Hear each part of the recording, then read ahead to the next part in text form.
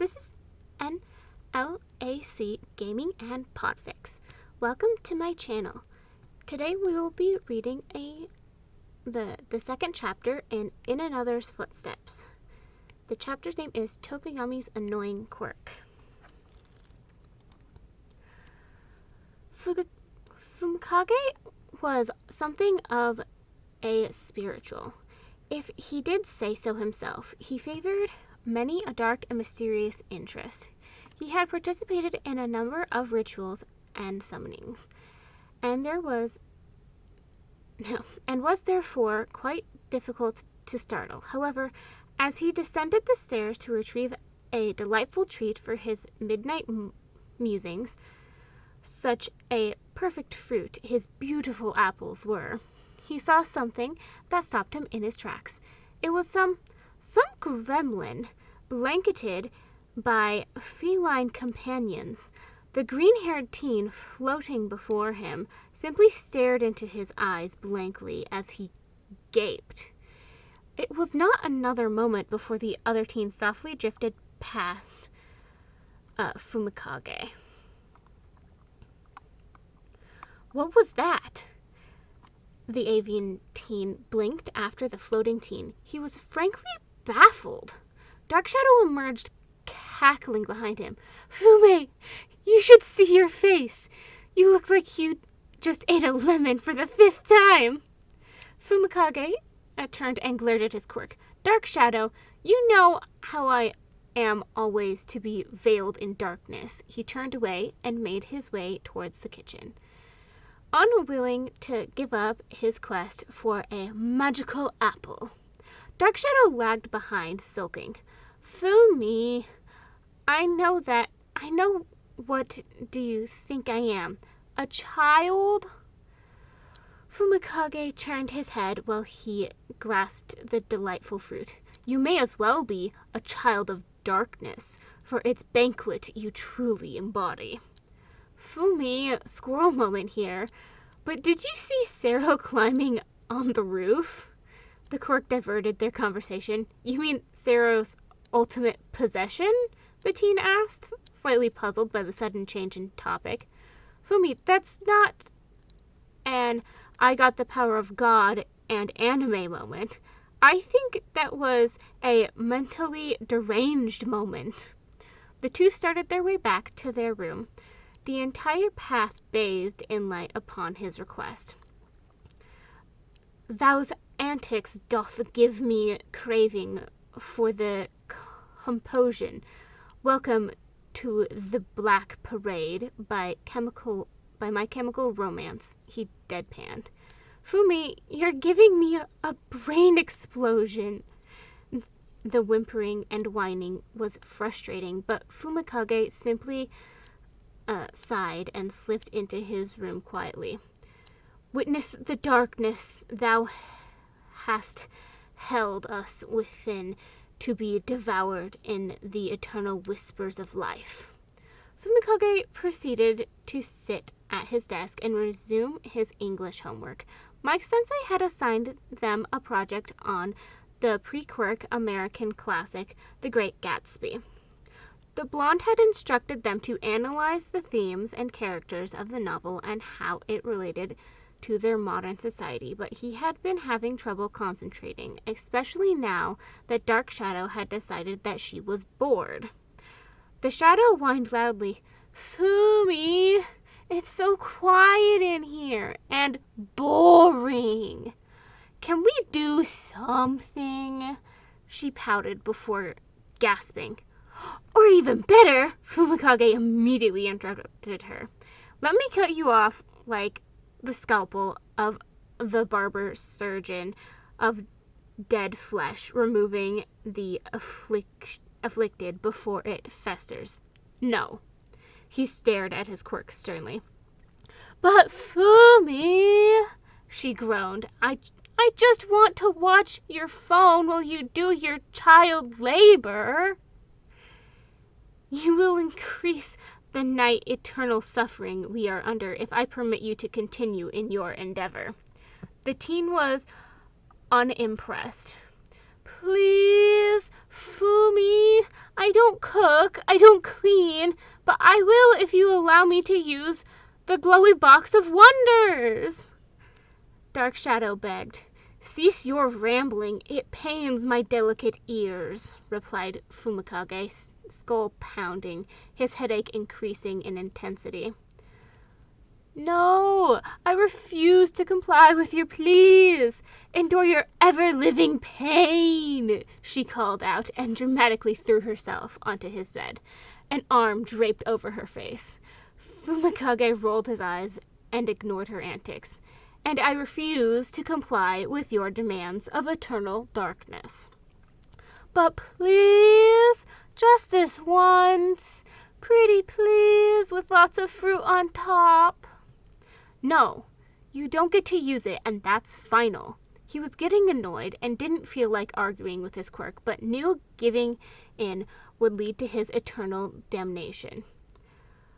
Final is never eternal, didn't you say, Fumi? You have brought death upon me, upon my family, and upon my horse, attempted Dark Shadow as she got up and poked Fumikage's face. Ugh, fine, he finally agreed. What is with this mad banquet of darkness? He muttered out defeated. Yes, Fumi, you're the best, shouted the victor, throwing her hands into the air joyfully. She snatched up his phone and turned on an old meme compilation, flopping onto the bed and giggling. Fumikage, rather frustrated with a nightmare of a headache, reached for his headphones and turned on the soundtrack to The Great Gatsby musical to hold his focus on the assignment. While it took several hours of great suffering, he managed to conquer the assignment. He took his headphones out and looked to Dark Shadow, who had switched from meme videos to pre-quirk rom-coms. She looked over to him when she noticed that he was tidying up his homework and hopped up in excitement. Fumi! Now that you've finished your child labor, can we play? Dark Shadow gasped out, seeming full of energy. No, he groaned dramatically. I wish to rest eternally in the grasp of Morpheus's silken arms. He dropped onto his bed in a similar fashion to his quirk. Hours earlier, his quirk deflated. But Fumi, I've been waiting patiently for hours. Dark Shadow! The darkness I have in my soul is crying at your whining. So why must you continue? The teen whimpered and rolled onto his stomach, dragging his blankets over his head. Don't mess with me, Fumi, she complained and pulled the blanket down, beginning a game of tug-of-war. No, I will give you eternal darkness, he shouted as he fought with his life for his bedding. He managed to tug the comforter from his quirk's hands before wrapping himself into a burrito and turning away from Dark Shadow. Fumi, why must you hurt my soul? She cried before calming. Because I must be veiled in all darkness at all times to feel at home inside my own soul, Fumikage muttered from his cocoon. Dark Shadow settled beside him and gazed towards him before closing her eyes. The two were silent for several minutes before Dark Shadow softly piped up. Fumi, do you think I'm a good quirk? Fumikage was slightly caught off guard when he turned around to look her in the eyes. Yes. Why would you think otherwise? His voice was equally soft. It's just one of those 2 a.m. thoughts, you know, the ones you have for no apparent reason. Her voice trails off several times throughout the sentence. I guess, he replies, and then hums. Do you want cuddles or pets? Pets, please, but only a little bit. It's kind of late. I couldn't tell due to the lack of light inside this room, he joked lightly, since we can't let the darkness take over again. I'm sorry, Fumi. You shouldn't apologize for something that happened when we both lost control, Shadow. Thank you, Fumi, she smiles. Go to sleep. It was somewhere around 9 when Fumikage rose from his slumber. The darkness had long since receded to daylight peeked through his curtains. Dark Shadow had found her way back into wherever it was that she went when she wasn't out and about bothering him. He shifted and got up, progressing to his closet and dressed in his darkest and most glorious clothing. Off to the side, he has the most sparkly jewelry that one could find, the shininess entrancing. He places several of his silver chains around his neck, the rings on his fingers. As he sets out, Dark Shadow appears beside him. "Morning, Fumi. What you up to?" she sings songs. Fumikage glances at her. "I am preparing to break my..." Before he finishes his sentence, though, his quirk interrupts him. "Hey, Fumi, why can't we just eat candy all the time?" He pauses for a moment before descending the stairs and answering her. "Dark Shadow, is this really a question that you're asking?" He was incredulous. "Yes, it is," she sounded offended. "Why can't we?" she whined before an idea struck her. "What if the candy is an apple with caramel on it?" The teen sighed and replied, "It's the same reason you can't eat normal candy all the time. It's not healthy." "But I don't have a normal pit. I am a mass of energy. How would that be unhealthy?" She seemed genuinely confused by this. "Half of myself is of the mind that we share a stomach. Dark Shadow doing such would hurt me along with you," Fumikage pointed out seriously. "I don't think so, because this bish is mine," she ended in a shout, derailing the mood. He sighed and said, "I don't think that's how this works." He pointed between the two. "We ought to test it first." "I could eat more candy if I do." She perked up. "I may permit you more treats should you cooperate," he concedes to her demands. She threw her hands into the air in joy, whooping out aloud, "Sign me up!" The two exited the stairwell and started towards the kitchen. Fumikage groaned. "Must you be so rambunctious at such early hours of the morning without consideration for others?" "Yes," Dark Shadow smirked at him. "How aren't you suffering due to this headache?" He massaged his head before they turned into the kitchen. "Not sure, Fu." The two were halted in their tracks at the sight that greeted them. Before them stood Kaminari, Kirishima, and Todoroki, which in itself did not set off warning bells. However, the fact that Todoroki was circled by the others as though the leader of some cult while he fried eggs on his arm did. At this point, Mina enters, and the following transpires. "Todoroki, Kiri babe, Denki babe. Just why?" She spoke, eyes transfixed on the boys. Kirishima and Denki turned their heads to look at each other. "Well, you see, Todoroki seemed put out. Do you want me to stop?" Kirishima and Denki snapped their heads over to Mina. "No! Let the man cook!" Denki abruptly yelled. "I want to crack the next egg!" Todoroki then gestures to the carton nonchalantly. "I give you permission to crack an egg into my palm." "Frick yes!" Denki reached into the carton of eggs and grabbed one blindly. "Language!" was shouted out from the living room, most certainly by Ida. Kirishima was leaning all his weight against Denki. "Make sure it's hot before dropping the egg on," he chirps out excitedly. Todoroki created a small fire in his hand. Then Todoroki then nodded with a concentrated look painted across his features. "Ready." Denki held the egg above the fire.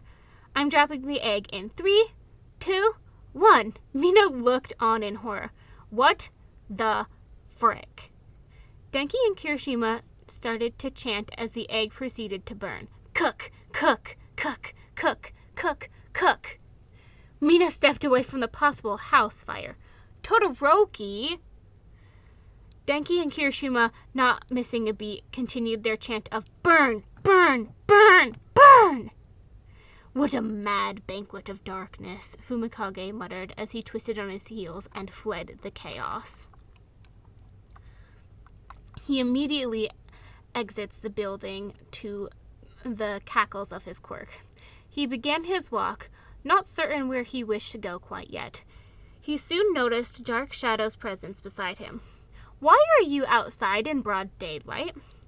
"Because it's boring inside the void. There's nothing to do," she whined.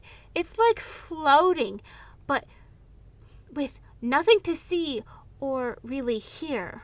I guess the void stares at me while I stare right back and fight it." "You'll have had no luck with that," Fumikage replies. She perked back up. "Oh yeah? Where are we heading? Anywho's." Fumikage glanced at her as they exited the school gates without issue. "That one bookshop, the one with the divine tea." Dark Shadow threw her hands into the air.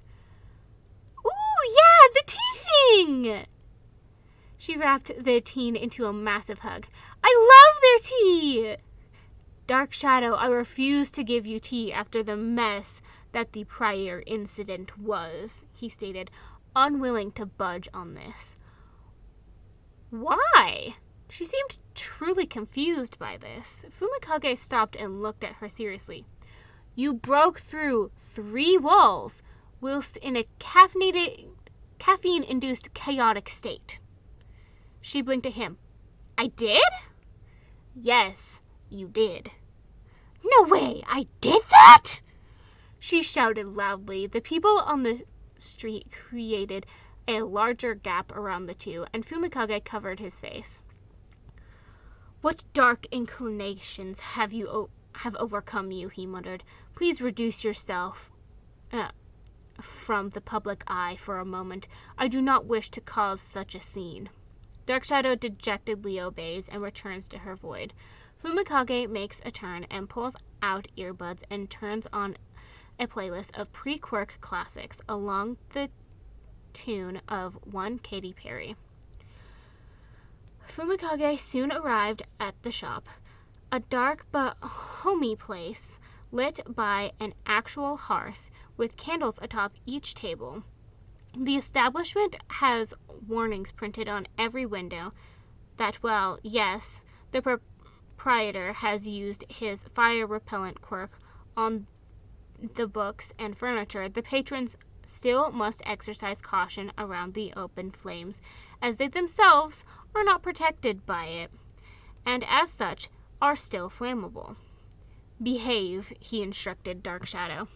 She must have regained some amount of confidence during her time in exile, because she responded with, "Must I?"